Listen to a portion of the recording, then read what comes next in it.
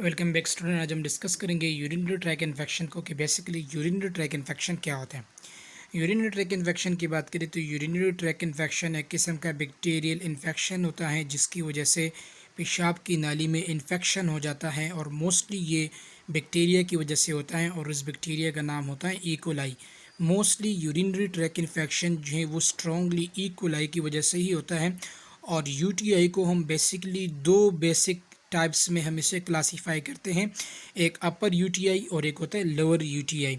अपर UTI की बात करें तो अपर यूटीआई के अंदर एक्यूट पायलोनेफ्राइटिस शामिल होता है और एक्यूट पायलोनेफ्राइटिस की बात करें तो एक्यूट पायलोनेफ्राइटिस जो है ये एक सडन किस्म का अचानक और इंतहाई शिद्दत किस्म का इन्फेक्शन होता है और इसकी वजह से किडनी के अंदर इन्फ्लेमेशन हो जाती है और किडनी मुकम्मल तौर पर डैमेज हो सकती है। सेकंड की बात करें तो सेकंड टाइप जो है वो क्रोनिक पायलोनेफ्राइटिस है। क्रोनिक पायलोनेफ्राइटिस जो है ये डिलेड इन्फेक्शन होता है, एक पायोजेनिक इन्फेक्शन होता है किडनी का और इसके नतीजे में भी स्वेलिंग होती है।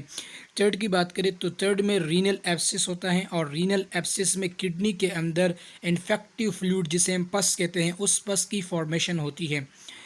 फोर्थ में बात करें तो फोर्थ में इंटरस्टिशियल नेफ्राइटिस है। इंटरस्टिशियल नेफ्राइटिस की बात करें तो ये एक किस्म का डिसऑर्डर होता है जो किडनी के अंदर एम्प्टी स्पेसेस होती हैं किडनी ट्यूब्यूल्स के अंदर, वो इन्फ्लेम्ड हो जाते हैं, उसके अंदर इन्फ्लेमेशन हो जाती है, स्वेलिंग हो जाती है और इस किस्म के यूटीआई को हम इंटरस्टिशियल नेफ्राइटिस कहते हैं।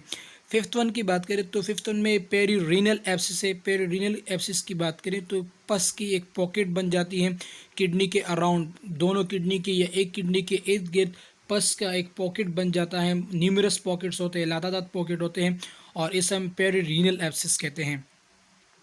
इसके बाद लोअर यूटीआई की बात करें तो लोअर यूटीआई में urinary bladder, urinary sphincter, urethra और इसके अलावा प्रोस्टेट ग्लैंड शामिल हैं।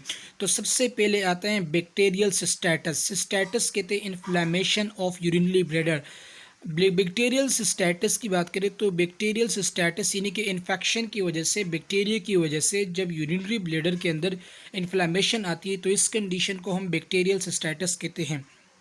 सेकंड की बात करें तो सेकंड में बैक्टीरियल प्रोस्टेटिस है और प्रोस्टेटिस का मतलब inflammation of the prostate gland due to bacteria. Bacteria की वजह से जब प्रोस्टेट ग्लैंड की इन्फ्लेमेशन हो जाती है तो इस कंडीशन को हम बैक्टीरियल प्रोस्टेटिस कहते हैं। और थर्ड पे बात करें तो थर्ड पर बैक्टीरियल यूरिथ्राइटिस है। बैक्टीरियल यूरिथ्राइटिस का मतलब यूरिथ्रा के अंदर इन्फ्लेमेशन हो जाना बैक्टीरिया की वजह से, इस कंडीशन को हम बैक्टीरियल यूरिथ्राइटिस कहते हैं। Risk factor associated with UTI. UTI के साथ कौन कौन से रिस्क फैक्टर एसोसिएट होते हैं तो सबसे पहले किडनी के अंदर इनएबिलिटी आ जाती है, किडनी के फंक्शन जो है वो डिस्टर्ब हो जाते हैं और इसके अलावा यूरिनरी ब्लैडर जो है वो प्रॉपर तौर पर एम्प्टी नहीं होता। इसके अलावा यूरिनरी फ्लो के अंदर ऑब्स्ट्रक्शन आ जाती है, यूरिन की बहाव में रुकावट आ जाता है, यूरिन की नालियों में कैलकुली ऑब्स्ट्रक हो जाती है, कैलकुली स्टॉप हो जाती है। इसके अलावा कुछ कंजेनाइटल एबनॉर्मलिटीज़ होती है, उसकी वजह से भी रिस्क फैक्टर, यूटीआई के रिस्क फैक्टर जो है बढ़ जाते हैं। पैदाइशी तौर पर एबनॉर्मलिटी आ गए जैसे कि यूरिथ्रल स्ट्रक्चर्स आ गए, यानी कि यूरिथ्रे की जो ओपनिंग होती है वो तंग हो जाती है, इंतहाई स्मॉलेस्ट हो जाती है, तो इसकी वजह से भी पेशाब का लार्ज अमाउंट में पेशाब का जो फ्लो होता है वो रिड्यूस हो जाता है। इसके अलावा contracture of the bladder neck, जो ब्लैडर नेक होता है उसके अंदर कॉन्ट्रैक्चर आ जाना। इसके अलावा ब्लैडर ट्यूमर्स, कैलकुली यानी कि जिसे हम स्टोन भी कहते हैं, अगर वो स्टोन यूरिटर में हो या किडनी में हो। इसके अलावा यूरिटर को कंप्रेस कर जाना, जो यूरिटर्स होता है उसकी कंप्रेशन, ये भी इसके रिस्क फैक्टर में शामिल है। इसके अलावा कैथेटराइजेशन की बात करें तो कैथेटराइजेशन एक प्रोसेस होता है जिसके ज़रिए कैथेटर लगाए जाते हैं कि इन्फेक्शन को कंट्रोल करने के लिए, या सर्जरी प्रोसेस में या अनकॉन्शियस कंडीशन में कैथेटर लगाया जाता है, तो ये भी एक रिस्क फैक्टर डेवलप करता है यूटीआई को। और इसके अलावा सिस्टोस्कोपिक प्रोसीजर एक प्रोसीजर होता है जो कि यूरिथ्रा के अंदर, यूरिथ्रा के ज़रिए एक कैमरे के ज़रिए एक मेटालिक रोड को दाखिल किया जाता है ताकि यूरिनरी ब्लैडर जो मसाना होते हैं उस मसाने को देखा जाता है कि उसके अंदर कोई एबनॉर्मल ग्रोथ तो नहीं है, उस मसाने के अंदर कोई कैलकुली, कोई ऑब्स्ट्रक्शन तो नहीं है। तो ये भी रिस्क फैक्टर होता है, यूटीआई के साथ एसोसिएट होता है।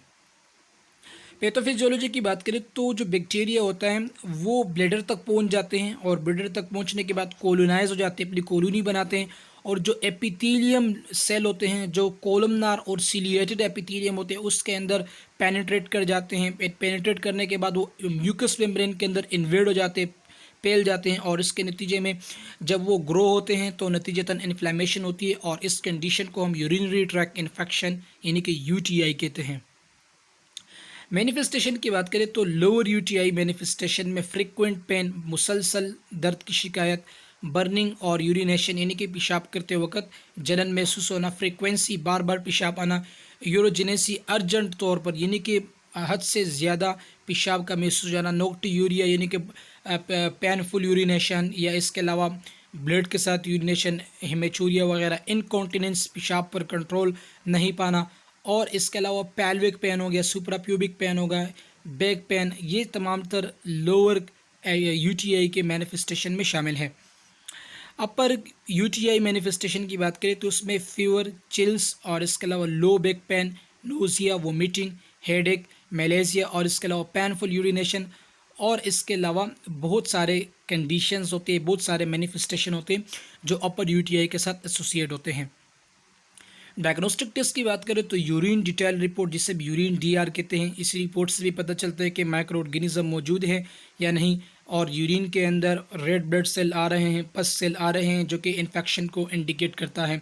यूरिन कल्चर की बात करें तो माइक्रोबायोलॉजिकल एक प्रोसीजर होता है जिसके ज़रिए यूरिन को माइक्रोबायोलॉजी लैब में भेजा जाता है और वहाँ पर माइक्रो ऑर्गेनिज्म की आइडेंटिफाई करते हैं, फिर उसके ऊपर एंटीबायोटिक रखते हैं और उसके बाद फाइनल रिपोर्ट आती है कि कौन कौन से एंटीबायोटिक से कौन सा बैक्टीरिया मौजूद है और वो बैक्टीरिया की डेथ, उस बैक्टीरिया की रेजिस्टेंस कौन से एंटीबायोटिक है, कौन से एंटीबायोटिक उसके ऊपर काम कर रहा है, कौन से एंटीबायोटिक उस पर काम नहीं कर रहा है, ये सारी चीज़ें यूरिन कल्चर, जिससे हम कल्चर सेंसिटिविटी रिपोर्ट भी कहते हैं। फिजिकल एग्जामिनेशन भी ज़रूरी है और अल्ट्रासाउंड, ये इसके डायग्नोस्टिक प्रोसीजर में शामिल है। मेडिकल मैनेजमेंट की बात करें तो यूटीआई के लिए फार्माकोलॉजिकल थेरेपी में मोस्टली एंटीबायोटिक प्रिस्क्राइब करते हैं, इसके अलावा पेशेंट को एजुकेट करते हैं, एनाल्जेसिक देते हैं, हाइड्रेशन देते हैं, ये इसके मेडिकल मैनेजमेंट में शामिल है। सर्जिकल मैनेजमेंट की बात करें तो सिस्टोस्कोपी एक किस्म का प्रोसीजर होता है जिसमें ब्लेडर की एग्जामिनेशन करते हैं। अलबत्ता यूटीआई का कोई खास सर्जिकल प्रोसीजर नहीं है, ना ही इतना सीवियर किस्म का इन्फेक्शन है। हाँ, अलबत्ता अगर एंटीबायोटिक से कंट्रोल नहीं हुआ और कंटिन्यूसली ग्रो होता गया, इन्फेक्शन फैलता गया, तो ये किडनी को प्रॉपर तौर पर डैमेज कर सकता है। नर्सिंग इंटरवेंशन की बात करें तो एंटी माइक्रोबल थेरेपी को एडमिनिस्टर करना है, एंटी स्पाज्मोडिक्स, जो स्पाज्मोडिक मसल्स होते हैं उसको रिलीफ देने के लिए एंटी स्पाज यानी कि जो स्पाजम आता है मसल के अंदर, उस स्पाजम को रिलीफ देना एंटी स्पाज्मोडिक मेडिसिन कहलाते हैं। एनाल्जेसिक पेन किलर को देते हैं, पेन किलर को कहते हैं। तो ये मेडिसिन प्रिस्क्राइब करना है, पेशेंट को इनकरेज करना है कि वो फ्लूइड्स को इंटेक करें और इसके अलावा फ्लश जो बैक्टीरिया है वो फ्लश हो जाए, आउट हो जाए, ताकि ज़्यादा से ज़्यादा पानी पिए, किडनी के ऊपर वर्कलोड ज़्यादा हो जाएगा और नतीजतन यूरिन की शक्ल में बैक्टीरिया फ्लश आउट हो जाएगा। इसके अलावा जो चीज़ें जिसकी वजह से यूरिनरी ट्रैक इरिटेंट्स होते हैं, जैसे कि कॉफ़ी हो गया, टी, सिट्रस भी, इसके अलावा स्पाइसीज, कोलास, अल्कोहल्स वगैरह, इन चीज़ों से कम से कम 5-6 दिन तक एवॉइड करना है। पेशेंट को फ्लूइड्स इनटेक करना बहुत ज़रूरी है और पेशेंट को इनकरेज करना है कि वो यूरिनरी ब्लैडर जो है बार बार उसको एम्प्टी करें। इसके अलावा पेशेंट को हाइजीन प्रोवाइड करना है और इनपुट और आउटपुट को मॉनिटर करना है। ये सारे इसके नर्सिंग इंटरवेंशन में शामिल है।